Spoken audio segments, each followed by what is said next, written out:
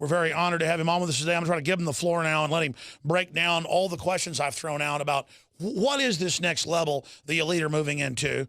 In the football game analogy, we are seeing a big awakening, but where does he expect all this to go, David Icke? Well, it's been a progression, clearly, along a road going way back. You know, people like George Orwell and Aldous Huxley with 1984 and Brave New World, they weren't coming from their imagination entirely, or even much of it. They were coming from a point of view of having access to the projected agenda. And they both said that. They both said that in public white papers. Yeah. And, you know, in my last couple of books, I quoted a man called Dr. Richard Day, who was a Rockefeller insider. He was an executive of Planned Parenthood. And in 1969, he was addressing a meeting of pediatricians in Pittsburgh, Pennsylvania. And for some reason, only he knows, he asked people to not take notes and not record anything because he was going to tell them how the world was going to change. And what he then did was tell them what was coming and why. And one of the pediatricians did take notes and later did some interviews before he died explaining what this Richard Day said. And what Richard Day described, and remember, 1969, you know, it's what, 20 years after Orwell. And he was describing the world we're living in today, or moving more and more in today, in all aspects of society. This is a plan that is projected forward in great detail. Therefore, what's coming is what they plan to come, and that will be upping the ante. It will be increasing the pressure. It will be moving further along the road in all these different areas, everything from GMO and food to additives like that, to the radiation agenda, which is phenomenal. You mentioned iodine a few minutes ago, Alex. Millions and millions and millions of times more radiation, technologically generated, than there was 50 years ago, that we're now kind of living in, like this sea of technological radiation. And given that we have an electromagnetic field, an electromagnetic level, that is going to impact and does impact upon us. And if the electromagnetic level, the electromagnetic field, which some people call the auric field, is disrupted by technological radiation, that plays through into the body as a distortion and a disruption, and we call that mental or emotional or physical dis-ease. So it's progressing, just as we can look back and see how it's progressed. But of course, there are certain points where it progresses very fast because of events that are orchestrated. And of course, the best example of that is 9/11, where the agenda moved forward more in the 10 years after 9/11 than it had in a lot longer time before that. And when Cheney's talking about another 9/11, when Lindsey Graham, when he opens his mouth, just like John McCain, he is speaking the cabal's agenda. He's talking about another 9/11. Over here, we're getting just the same, Alex, with the Prime Minister David Cameron warning about, we've got to increase surveillance because of the terrorists coming back to Britain. We've got this guy today, Liam Fox. Liam Fox is a British politician who's simply an agent of Israel. That's all he is. He's an agent of Israel. And he has come out today and said we need to have more surveillance, etc., more Big Brother, in effect, to meet the challenge from jihadists coming back to Britain. So we are facing this fork in the road between the free thinkers and between those that just accept the agenda and download it, and the number that go that way or that way will decide where we go as a human race, because we've shown when they wanted to move the Syrian invasion, which is what it is, in fact, they wanted to move that along because it was behind the timeline. people opposing that stopped that bombardment and affected the agenda. Because, you know, people like you and me and all the others that do this, the idea is not to be proved right. It's for what the agenda is not to happen. It's about using that information to head off what's happening. And so it's not just about, you know, watching your own prison being built. Oh, look, oh, yeah, oh, they're putting the roof on now. Look, you see that? I told you they'd do that, didn't I? We need to stop the roof going on. And one of the things that is fundamental to that is that we put down the fault lines of divide and rule. Because what's happening in the Muslim world, in the Middle East, is just classic divide and rule.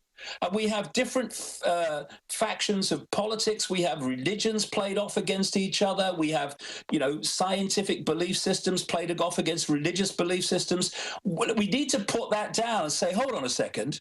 There's a common theme here, and that's that we're all the target for this unfolding global fascist agenda. And therefore, you know, if we don't come together now and put down our differences and focus on what should unite us all, and that's what is going to affect us all and is affecting us all, then when we're in some concentration camp eventually, if we get that far, then we can have a lovely discussion over who's got the best religion and who's got the best politics and who's got the best whatever.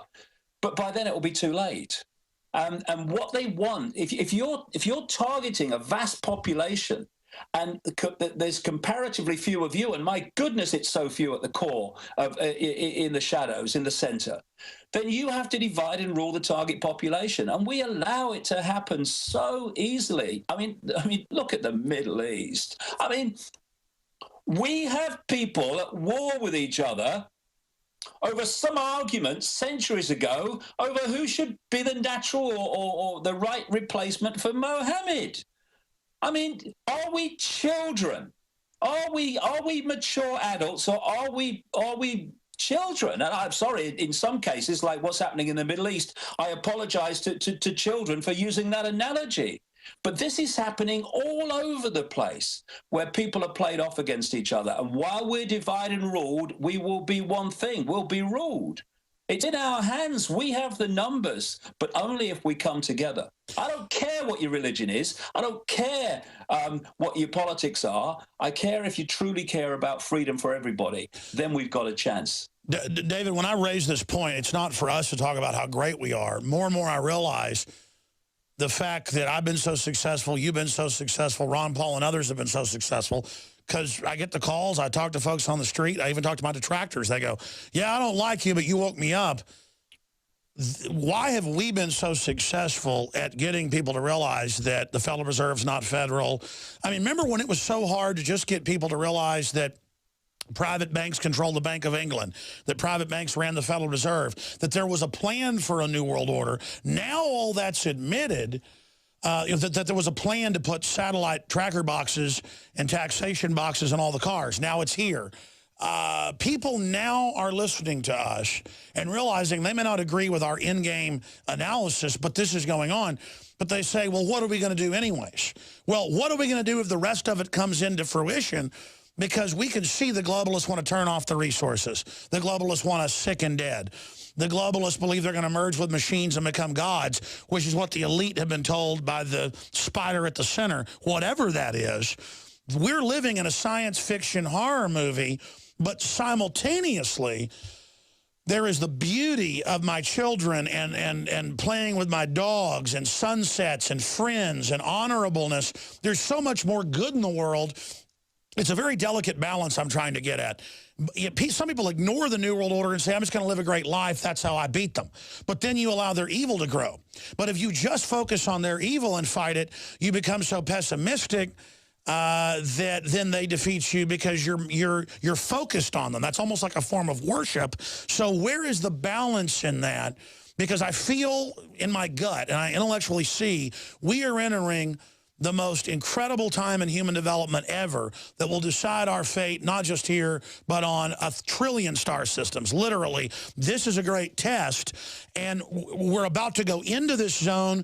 We've entered the edge of it, the jump point, the flash point, the critical mass point, and I just want to somehow I just constantly feel like I should be doing better as I enter this key point, because it's just so humbling to be at this point and to see the understanding, my understanding, accelerating. The stuff I won't even get into on air. It's so incredible. You've talked about it, but I keep a lot of my own views private because they're just too incredible. I mean, I just feel sorry for the people that serve the system now. I realize they, as you've said, don't even know what's going on. General Petraeus doesn't even know. I mean, I'm beginning to understand it's so compartmentalized is what I'm getting at.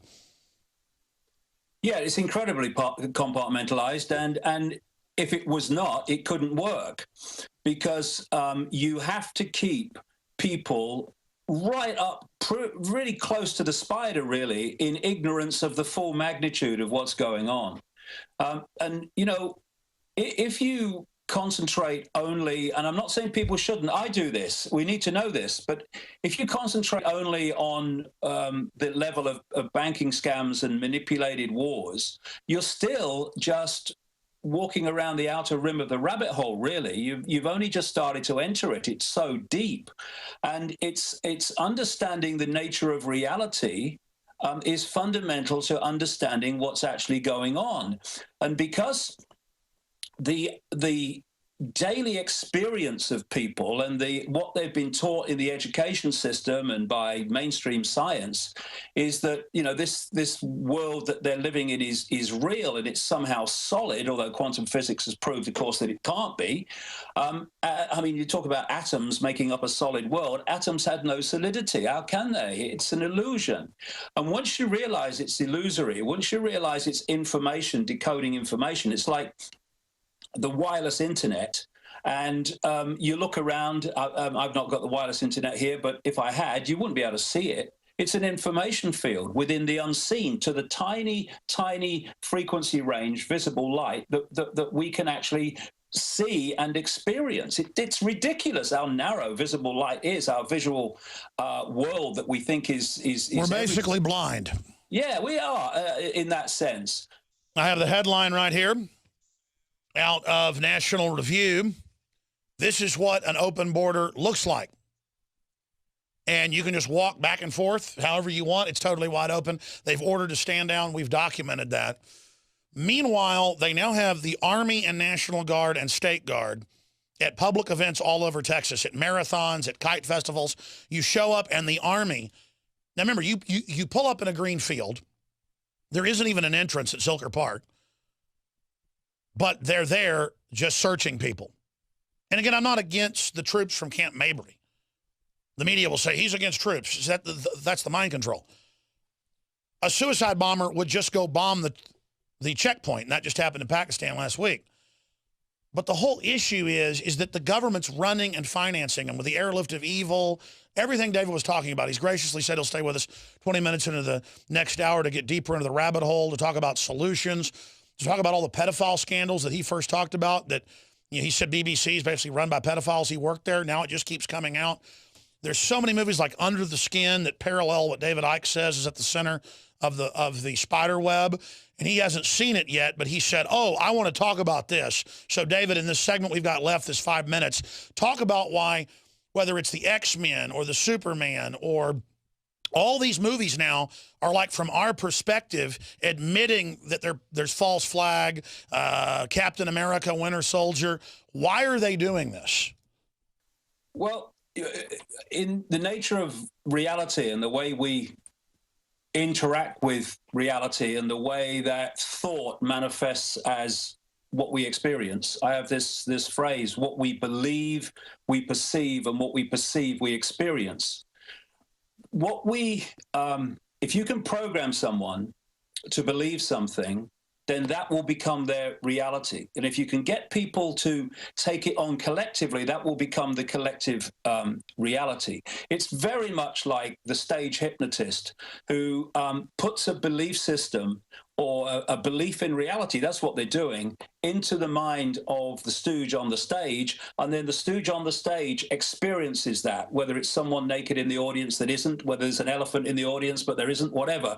That downloaded belief manifests as their experienced reality. And, I've been watching this for years now, Alex, way back. And it's virtually a tidal wave in filming terms of movies that are portraying one after the other the world that they want to create, the world that the new world order, as it's being called, is ultimately leading to. And what it's doing, it's downloading that, on one level, that belief, it's putting it in the subconscious, and that makes it much more likely to collectively manifest because of what I'm talking about, what you believe you perceive, what you perceive you experience. And if we take on this subconscious belief, it doesn't have to be conscious, in this unfolding Orwellian state, then we will collectively manifest that while thinking it's happening externally. And another level of it is it's making it familiar to us. It's making it, if you like, as it literally comes in, they're making it less of a shock.